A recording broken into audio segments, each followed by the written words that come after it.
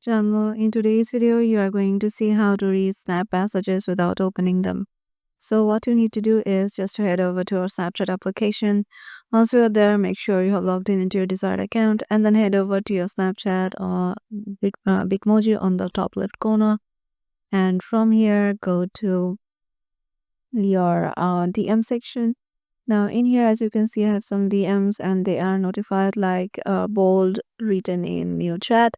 So if I just keep my finger on conversations with emoji and swipe to the right, it will be a half swipe. So as you can see, I can see their messages, but if I half swipe it again, as you can see, the bold written thing is not gone. It means I have seen their messages, but they don't know I have seen them. So yeah, this is how you can just read Snap messages without opening them. Hope this video will help you out. Make sure to give it a thumbs up and subscribe to our channel, and we'll see you in the next video.